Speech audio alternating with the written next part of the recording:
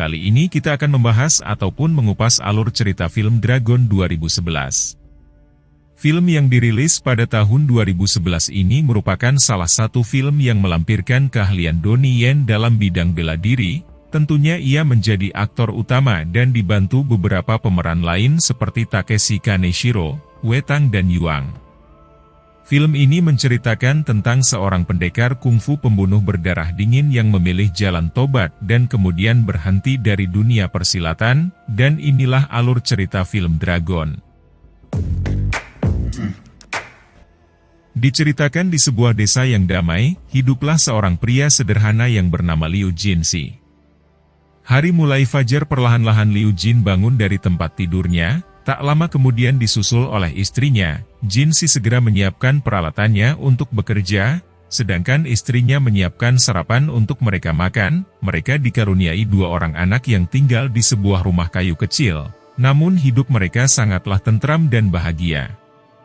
Setelah sarapan dengan keluarganya, Jinsi kemudian berangkat ke tempat kerjanya. Ia berjalan kaki menyusuri desanya yang begitu indah dan tenang. Padang rumput terhampar sejauh mata memandang, dikelilingi oleh sumber mata air pegunungan yang begitu jernih mengalir mengairi persawahan di desa mereka. Para penduduk desa tampak sibuk bekerja, sementara anak-anak kecil berlarian dan bermain riang gembira di mana-mana. Begitulah kehidupan Jinsi di desanya yang indah dan tentram tersebut. Hingga pada suatu hari tiba-tiba saja 2 orang preman yang tak dikenal berjalan masuk ke dalam pabrik kertas, di mana tempat dia bekerja. Kedua orang preman itu datang ke pabrik kertas dengan tujuan untuk meminta uang. Pada awalnya juragan pabrik berusaha untuk menolak permintaan mereka secara halus. Namun kedua preman itu terus-menerus memaksakan niatnya sehingga membuat sang juragan mau tidak mau terpaksa harus memberikan perlawanan. Dia kemudian mengayunkan sebatang kayu ke arah preman tersebut, untuk menakut-nakutinya, namun perbuatannya itu justru membuat dirinya seketika langsung dipukuli hingga babak belur oleh para preman itu. Melihat suaminya dipukuli, istri sang juragan berteriak sekeras-kerasnya untuk meminta pertolongan warga desa, namun ia kini juga ikut dipukuli dan malah menjadi seorang sandera. Sang juragan dipukuli seperti seekor anjing. Sementara preman yang berbadan kecil kini mengayun-ayunkan goloknya dan mengancam keselamatan nyawa istri sang juragan. Di tengah-tengah kekacauan, Jinsi berlari sekencang-kencangnya dan kemudian memeluk si preman yang berbadan gemuk. Dia berayun ke sana kemari dibuatnya oleh si preman yang mencoba untuk melepaskan dirinya dari pelukan Jinsi. Sementara si preman berbadan kurus mengayunkan goloknya ke sana kemari dan berusaha untuk menebas Jinsi. Serangannya yang membabi buta itu, membuat badan Jinsi gemuk ikut menjadi sasaran dan bahkan salah satu tebasan pedangnya tanpa sengaja mengenai wajah si gemuk. Sehingga membuat kupingnya terputus. Melihat kekacauan yang semakin tak terkendali, si kurus mencoba untuk menghabisi si Jinsi dengan cara melompat setinggi mungkin untuk meningkamnya, namun kepalanya justru membentur ke sudut lemari dan si kurus pun langsung tewas seketika. Melihat teman tewas, si gemuk membawa perkelahi tersebut keluar dari pabrik. Dia kemudian mencoba untuk menenggelamkan Jinsi di sebuah sungai kecil yang berada tepat di depan pabrik. Namun tiba-tiba saja Jinsi mengayunkan sebuah pukulan ke arah wajah si gemuk dan tak disangka di gemuk pun langsung tumbang dan tewas di tempat. Jinsi kemudian berjalan sempoyongan dan berusaha merangkak keluar dari sungai. Sementara para penduduk desa tampak sangat terkejut apa yang baru saja mereka saksikan. Beberapa hari kemudian seorang pejabat dari pengadilan kota datang ke desa itu untuk meninjau kejadian tersebut. Dia membawa serta dengannya seorang dokter yang diperintahkan untuk melakukan otopsi terhadap mayat kedua orang preman itu. Setelah dilakukan pemeriksaan, dokter menyatakan bahwa tidak dapat menemukan luka fatal yang menjadi penyebab dari kematian mereka. Otopsi tersebut ikut disaksikan oleh seorang inspektur kepolisian yang bernama Subai Jiu. Subai kemudian menemukan bahwa salah satu preman yang mati terbunuh itu ternyata adalah Yan Dongseng, yaitu salah satu preman yang menjadi buronan kepolisian yang sangat dicari karena terkenal sangat kejam. Subai kemudian segera melaporkan penemuannya itu kepada sang pejabat pengadilan. Terkejut mendengar berita yang disampaikan oleh Subai, si penjabat kemudian menanggapi berita tersebut sebagai sebuah kabar yang sangat baik. Dia kemudian memutuskan bahwa penyelidikan telah berakhir dan semua itu terjadi berkat keberanian dan aksi heroik yang dilakukan oleh Jinsi. Di depan para warga desa, sang pejabat pengadilan mengumumkan bahwa Jinsi adalah seorang pahlawan dan dia sangat berterima kasih padanya, karena telah berhasil membunuh seorang buronan kepolisian yang selama ini dicari-cari, dan sangatlah berbahaya. Mendengar perkataan sang pejabat, warga desa Liu pun segera beramai-ramai menyanyikan sebuah lagu untuk memuji keberanian Jinsi. Penyelidikan dianggap selesai dan pejabat pengadilan pun pergi meninggalkan desa itu, namun Subai menaruh curiga terhadap hasil otopsi. Ia memutuskan untuk melanjutkan penyelidikan. Ia tidak percaya begitu saja. Bagaimana mungkin seorang pembuat kertas dapat mudahnya membunuh seorang preman yang dicari-cari oleh kepolisian yang sangat berbahaya? Dia pun mulai mengotak-atik tempat kejadian perkara dan berusaha untuk mencari informasi dari para penduduk desa. Penduduk desa memberitahukan kepada Subai bahwa Jinsi dahulu bukanlah berwarga Liu. Dia datang dari sebuah desa yang bernama Gong, semenjak dia menikahi Ayu istrinya, yang merupakan janda anak satu. Sejak saat itulah Jinsi mengubah marganya menjadi Liu. Pada kehidupannya sebelum menjadi seorang tukang kertas, Jinsi berasal dari sebuah keluarga yang bekerja sebagai pemotong hewan. Mendapatkan informasi tersebut, Subai kemudian memeriksa kembali mayat Yan Dongseng dan segera menyadari bahwa Yan Dongseng tewas seketika setelah menerima serangan pada sebuah titik yang sangat-sangat mematikan, dan orang yang menguasai teknik ini sudah pasti merupakan seorang ahli kungfu yang sangatlah hebat. Pada keesokan harinya, Subai mendatangi Ayu istri Jinsi untuk menanyakan beberapa pertanyaan kepadanya.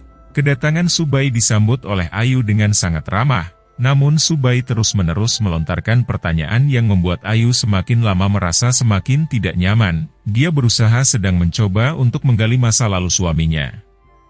Beberapa hari kemudian, Subai mendatangi Jinsi di tempat kerjanya. Dia meminta Jinsi menjelaskan secara rinci bagaimana cara dia menghadapi kedua preman yang mencoba untuk membunuhnya. Subai berusaha keras untuk membayangkan kembali skenario perkelahian antara Jinsi melawan kedua orang preman itu. Setiap langkah yang diambil oleh Jinsi diperhitungkan dengan matang-matang olehnya, dan bahkan bagaimana sampai-sampai Yan Dongseng kehilangan telinganya.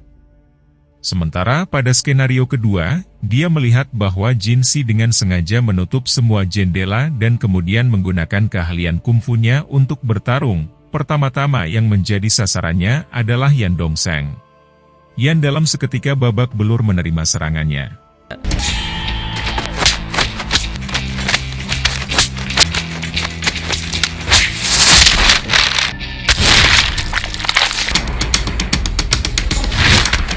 Setelah melumpuhkan Yan Dongseng, Jinsi kemudian menggunakan sebuah serangan mematikan yang digunakan untuk menotok aliran darah preman kurus, sehingga membuat kompresi jantungnya terhenti dan langsung tewas seketika.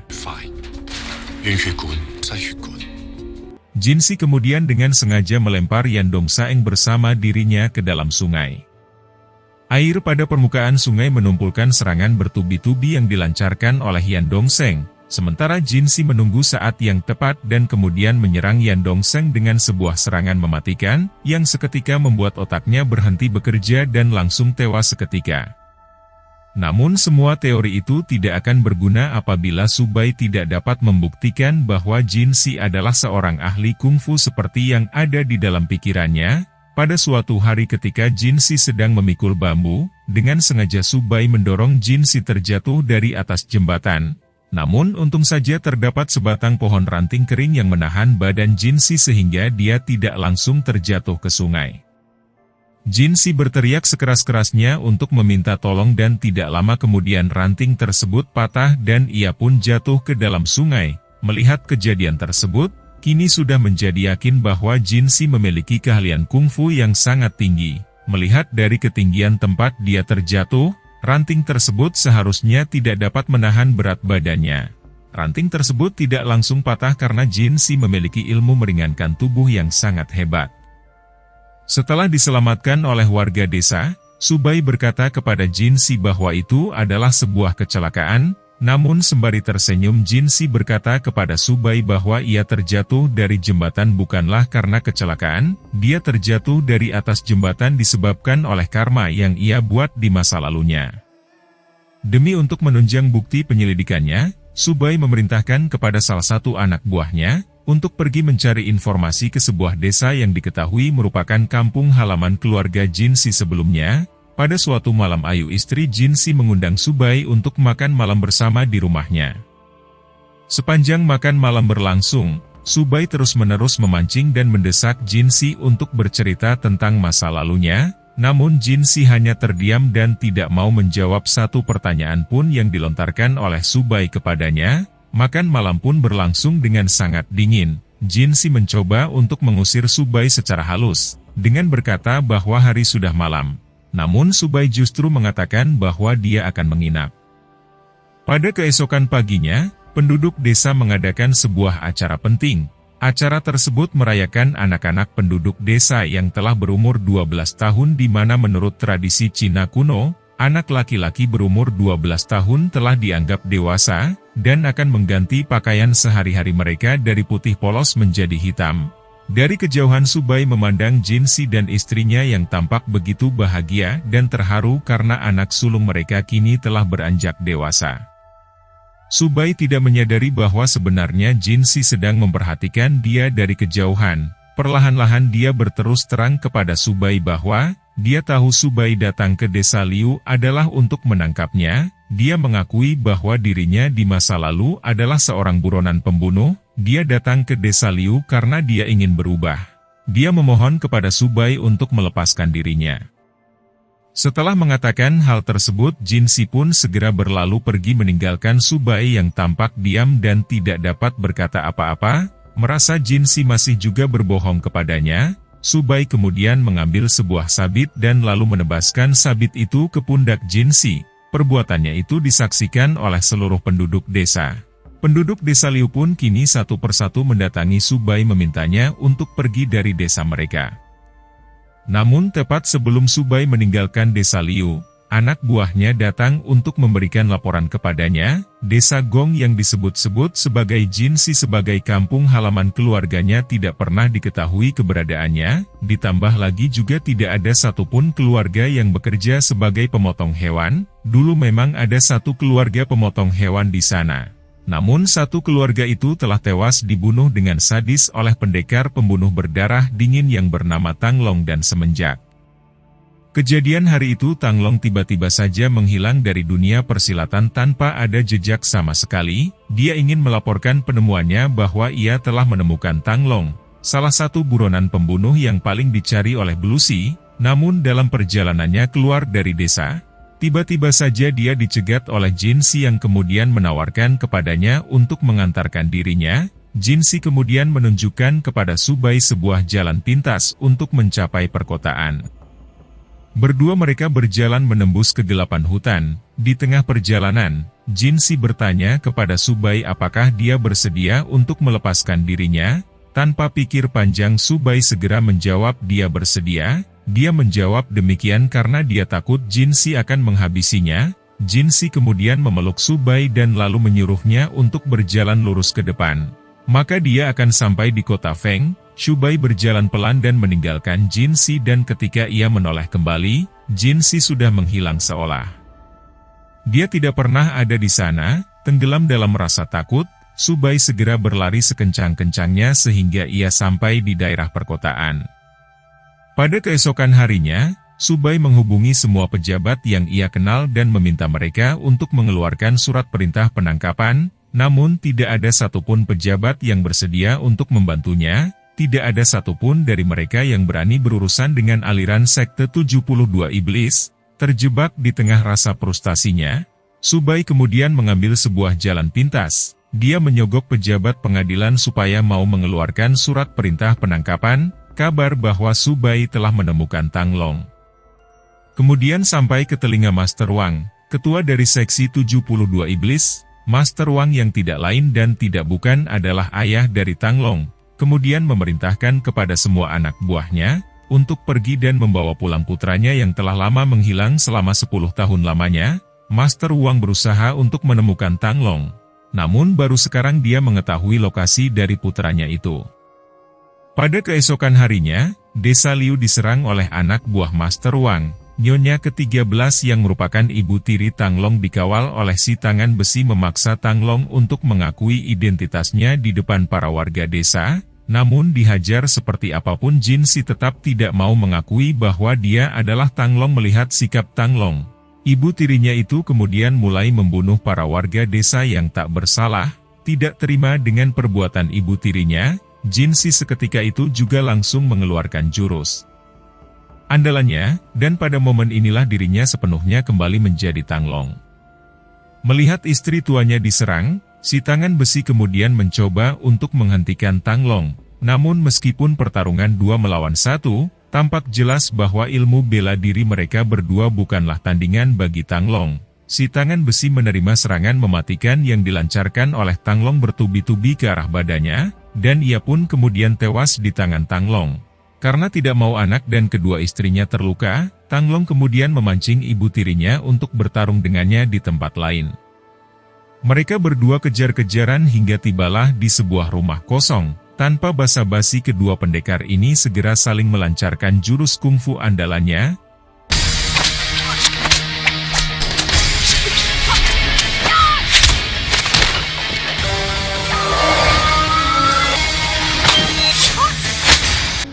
Mereka berdua berusaha untuk saling membutuhkan satu sama lain. Namun setelah bertarung selama beberapa saat, Tang Long akhirnya berhasil mengalahkan ibu tirinya. Ibu tirinya terlempar dan hampir terjatuh ke sebuah jurang. Tang Long mencoba untuk menyelamatkannya, namun ia sadar bahwa Sekte 72 Iblis tidak mungkin melepaskan dirinya. Tang Long kemudian membiarkan dirinya jatuh dan kemudian tewas disapu oleh arus jeram. Pada malam harinya, Ayu menggemaskan semua pakaian yang mereka miliki. Dia mengajak Tang Long untuk melarikan diri dari kejaran Sekte 72 Iblis. Namun Tang Long berkata bahwa tidak ada gunanya lagi. Dia berterima kasih kepada Ayu yang selama ini telah menerima dirinya sebagai Jin Si. Ayu hanya bisa menahan tangis melihat betapa sulit keadaan yang dihadapi oleh suaminya yang meskipun selama 10 tahun ini telah bertaubat. Pada keesokan harinya, Subai tiba di desa Liu dan mendapati bahwa desa tersebut telah porak-poranda, mayat berserakan di mana-mana, rumah-rumah hangus terbakar. Sementara Tang Long hanya menatap Subai dengan tatapan kosong sembari berjalan mendekatinya. Dia bertanya, mengapa Subai melanggar janjinya dan kembali lagi ke desa Liu? Namun Subai tampak terdiam dan tidak bisa menjawabnya sama sekali. Para polisi yang melihat Tang Long seketika langsung merasa ketakutan dan kemudian memutuskan untuk mengabaikan misinya. Pada malam harinya, Subai mengatakan pada Tang Long bahwa dia merasa sangat menyesal telah menyebabkan banyak warga tak bersalah tewas dengan sangat mengenaskan. Ia memiliki sebuah solusi untuk masalah yang sedang mereka hadapi. Solusinya adalah Tang Long harus mati. Subai akan menggunakan ilmu akupunkturnya untuk menotok aliran darah Tang Long. Tang Long akan jatuh dan jantungnya akan berhenti berdetak selama 15 menit. Dalam kurun waktu tersebut, mereka akan mencoba mengoceh anak buah Master Wang yang diperintahkannya untuk menjemputnya. Namun apabila Subai terlambat membangunkan Tang Long sebelum 15 menit, maka Tang Long akan benar-benar mati. Pada keesokan harinya, Subai membawa Tang Long dengan sengaja melintasi jalur yang dilewati oleh anak buah Master Wang. Mereka kemudian beramai-ramai mengiringi mayat Tang Long. Komandan pasukan yang bernama Sukun pun turun dari keduanya untuk memeriksa keadaan Tang Long. Merasa terkejut melihat putra kesayangan tuannya terbujur kaku dan tidak bernyawa, Sukun mulai menyanyikan sebuah lagu pengantar arwah. Tentu saja hal ini membuat Subai menjadi sangat panik. Di tengah kerumunan waktu yang begitu sempit, tentu saja tidak ada waktu untuk acara berduka seperti ini. Terhimpit oleh waktu yang semakin sempit, Subai segera melompat naik ke atas gerobak, dan seketika itu juga berusaha mati-matian untuk menghidupkan kembali Tang Long.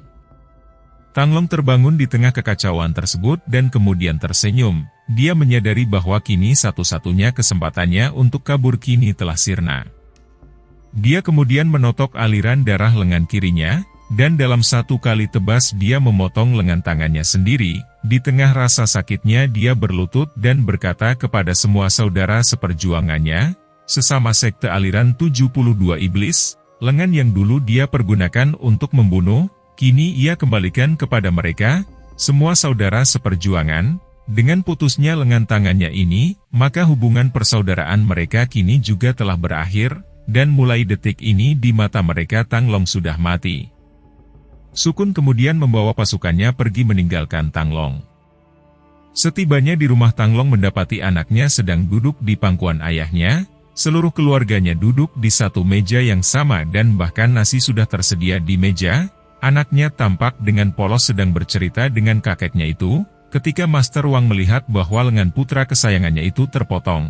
Dengan penuh emosi dia berteriak dan bertanya siapa yang telah berani melakukannya. Namun dengan tenang Tang Long menjawab bahwa kini dia tidak lagi bersama 72 iblis. Mendengar jawaban Tang Long, ayahnya berusaha menenangkan diri dan kemudian mengajak mereka semua untuk makan bersama. Sembari menimang cucunya, Master Wang bercerita bahwa dulu adalah seorang anak yang sangat baik. Tang Long selalu makan apa saja yang ayahnya suapkan kepadanya, namun putra bungsu Tang Long tampak menolak kacang yang kakeknya suapkan, sehingga membuat Master Wang merasa emosi dan lalu mengasari cucunya itu. Ayu yang tidak terima anaknya diperlakukan seperti itu, kemudian berusaha untuk menghentikannya, namun ia justru terlempar menerima tendangan dari Master Wang. Tang Long menahan emosinya menyaksikan putranya diperlakukan seperti itu di depan kedua matanya. Tidak lama kemudian percakapan pun kian semakin memanas. Tang Long berkata kepada ayahnya kini ia telah memotong tangannya, dan hubungan di antara mereka berdua juga telah berakhir. Mendengar putra kesayangannya seketika itu hati Master Wang langsung hancur berkeping-keping. Dia berkata bahwa dia akan melepaskan Tang Long, namun sebagaimana dia kehilangan Tang Long juga harus kehilangan putranya. Master Wang kemudian mencengkram cucunya sendiri dan berniat untuk menghabisi nyawanya. Pada saat itu juga Tang Long langsung mengenduskan pedangnya dan kemudian berhasil menyelamatkan anaknya. Setelah menepikan kedua anaknya dari jangkauan ayahnya, pertempuran epik antara kedua orang ayah dan anak ini pun tak dapat terelakkan lagi.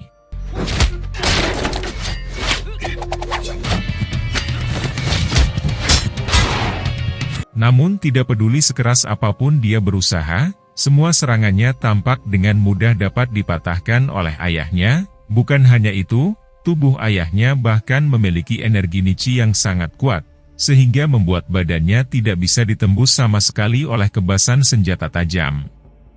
Di tengah-tengah perkelahian, Subai mencoba untuk membantu Tang Long dengan cara menyerang titik energi Chi Master Wang, dengan menggunakan teknik akupuntur yang ia miliki, namun ia segera terpental menerima serangan yang dilancarkan oleh Master Wang kepadanya.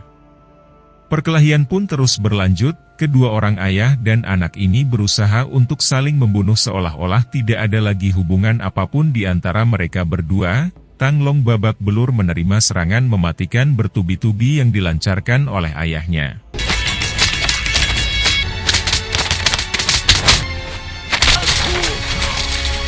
Mereka berdua bertarung di bawah derasnya hujan, dan disaksikan oleh bumi dan langit. Namun tepat sesaat sebelum Master Wang mengeluarkan jurus andalannya untuk menghabisi Tang Long, Subai melompat ke arah Master Wang dan lalu menancapkan jarum di lehernya. Aksi nekatnya itu membuat Master Wang melayangkan sebuah serangan mematikan pada Subai, namun di saat yang bersamaan petir menyambar dan tepat mengenai jarum yang ditancapkan oleh Subai di leher Master Wang. Dalam seketika Master Wang tewas tidak bernyawa, hingga terbakar oleh sambaran petir. Perlahan-lahan Subai menghembuskan nafas terakhirnya, sementara Tang Long tampak kebingungan menyaksikan semua yang baru saja terjadi di depan kedua matanya. Pendekar kelas atas sehebat ayahnya tewas disambar oleh petir melalui perpanjangan tangan Subai yang bahkan tidak bisa berkelahi sama sekali. Pada keesokan harinya, Tang Long kembali melanjutkan kehidupannya yang sederhana. Kini ia tidak perlu berpura-pura lagi menjadi Jin Si karena dirinya sekarang telah menjadi Jin Si yang sepenuhnya dan film pun selesai.